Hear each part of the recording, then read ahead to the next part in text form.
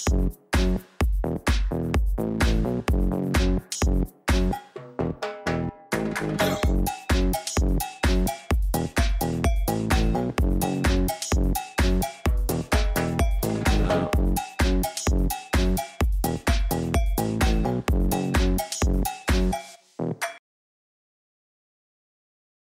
que j'aime dans mon quartier, alors j'aime la solidarité.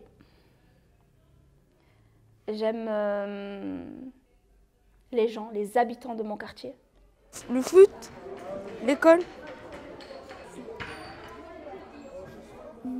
et le terrain.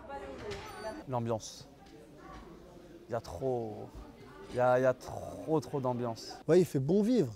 C'est pas comme il y a certaines années, il y avait un peu certaines tensions. Bon, on va pas en revenir là-dessus. Mais au jour d'aujourd'hui, il n'y a plus de tension, il fait bon vivre. Malheureusement, les gens ne le voient pas comme ça. Mais nous, qu'on est du quartier, on le voit. On sait qu'il fait bon vivre, on sait qu'il n'y a plus rien, on sait que c'est bien. L'ambiance, les fêtes et le foot. C'est que tout est à côté. On a le médecin, on a l'hôpital, on a tout ce qui est services qui sont accessibles en fait. Il y a ce côté-là que j'aime bien aussi. Tout est près, même le centre commercial. On a juste à traverser la route et on arrive. Ici à Sevran, toutes les personnes qui habitent au niveau du centre commercial, ils ont tout parce qu'ils ont à côté le bus arrêt, la gare. Même s'ils laissent 2-3 bâtiments, ils ont envie de rester ici. Parce qu'ici, il y a des choses qu'on peut-être on pourrait pas pouvoir avoir dans notre ville. Parce que il y en a, ils ont la chance, ici à Sevran, on a la chance d'avoir au moins des chanteurs qu'on connaît, des chanteurs qu'on peut voir tous les jours. C'est pas comme si on va dans Paris, c'est rare qu'on voit des chanteurs. Je suis fier de Sevran à un point. Au niveau artistique, je suis extrêmement fier. Je veux que ça continue sur cette voie-là. J'espère, qui est aussi mon but et aussi là où je commence à me lancer dans le cinéma. J'espère que Sevran sera aussi, pas que dans la musique, mais aussi dans le cinéma. J'ai vraiment envie que Sevran devienne une ville artistique. La solidarité, il y a une grosse solidarité, tu vois, entre amis. Ça veut dire on est fraternel, il y a beaucoup d'aide, tu vois, on s'entraide beaucoup, tu vois. Bah moi j'ai grandi ici, j'aime bien les gens que je connais. Toutes les mamans, tout ça, on s'est vu grandir, les gens quoi. J'aime bien les gens. Après ce que j'aime bien encore, chef, la vie actuelle elle est belle, la vie elle est dure mais elle est belle, ça j'aime bien. Tous les partenaires avec lesquels on travaille depuis des années, je pense qu'on a tous le même objectif, qui est celui de transcender l'image qu'on peut avoir du quartier, qui est une image négative. Ce que j'aime, c'est ce qui va se passer.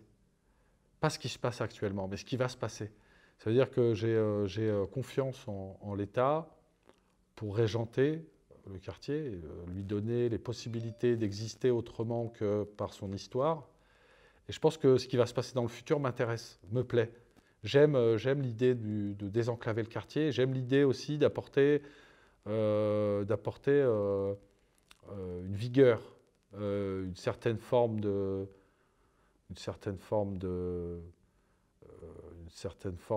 liberté qui n'existe pas actuellement. Et cette liberté, elle passe obligatoirement par la modification du quartier. Et je trouve que dans le futur, quand je me projette, j'aime ce que je vois. Et mon quartier, je l'aime bien, c'est beau. Franchement, c'est beau. Même s'il n'y a rien, c'est beau. Même s'il n'y a rien, c'est beau. Dans mon quartier, on n'a presque rien, franchement. Ils nous ont enlevé les tours, ils nous ont enlevé les jeux. Mais on reste quand même solidaires. Même si les filles sont de leur côté, les garçons de leur côté, bah on va être toujours solidaires. Ça veut dire que si tu as un problème, ils seront toujours là pour toi. Les garçons, en tout cas, nous, ou les filles, on ne peut rien faire. Mais en tout cas, si tu as un problème, ils sont toujours là pour toi. Et voilà, hein, franchement. Même si on n'a rien, bah, on est solidaires. On fait avec, c'est tout. Il n'y a rien d'intéressant, rien. Mais que toi, t'aimes bien ce quartier? Normal. Il n'y a pas une chose particulièrement que tu aimes bien ici? La salle et la boulangerie. Alors pourquoi? Je fréquente que ça. Je déteste chercher une place pour me garer. C'est juste horrible. J'ai peur à partir de 19h, si on me dit oui, viens me chercher à la gare ou quoi que ce soit, je dis ah non, je peux pas. Parce que si je me déplace, ben après, je ne trouve plus de place pour me garer.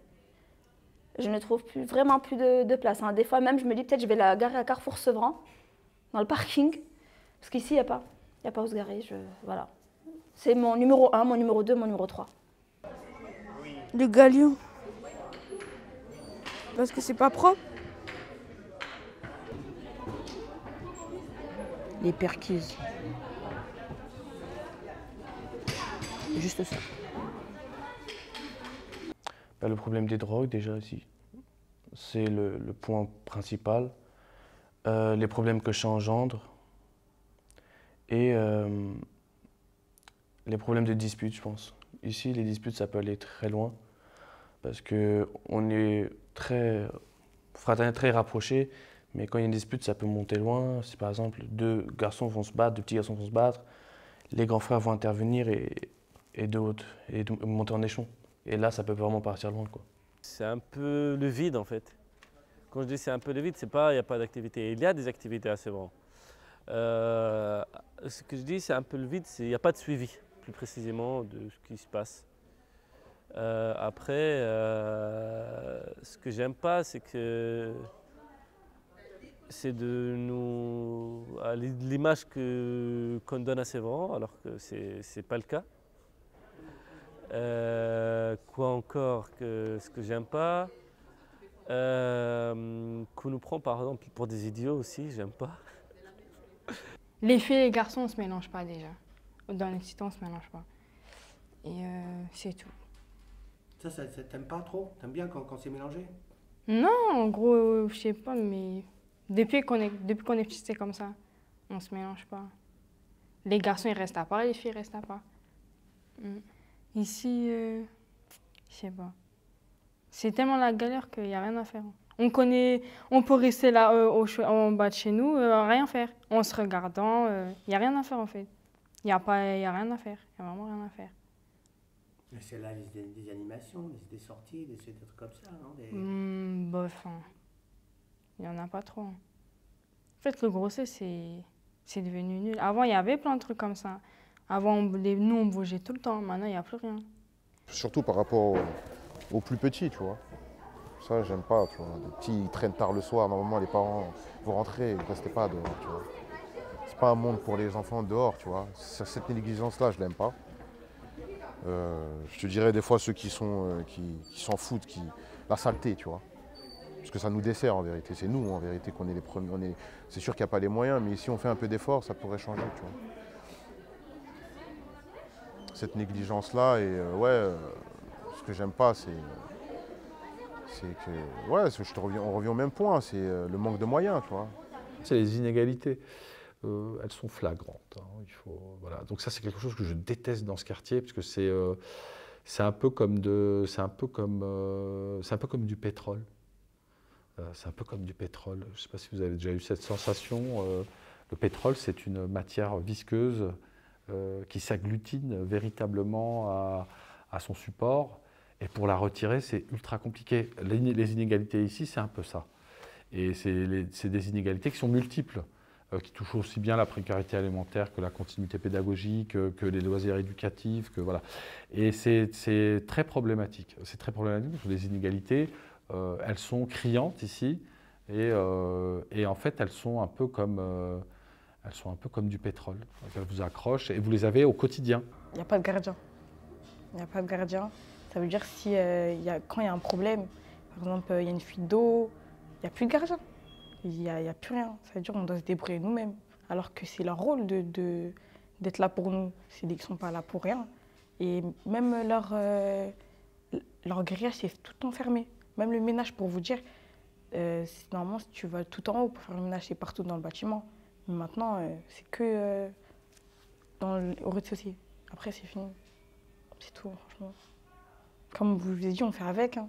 Il n'y a plus de gardien, on n'a pas de jeu, on n'a rien. C'est la cité. C'est comme ça. Les architectes, j'ai toujours pas compris. Et en fait, je trouve que d'avoir construit tous ces bâtiments avec des vis-à-vis en béton, je trouve ça totalement déraisonné. C'est limite ubuesque. C'est-à-dire que moi, je suis très souvent en scooter. Quand je tourne en scooter, je peux, moi, prendre conscience, quand je me mets à hauteur, de voir que le quartier, c'est une enclave, on est enfermé. La dégradation de ce quartier. Ce qu'est devenu ce quartier. Je ne comprends pas. Enfin, je ne comprends pas. Pourquoi on a laissé ce quartier à l'abandon?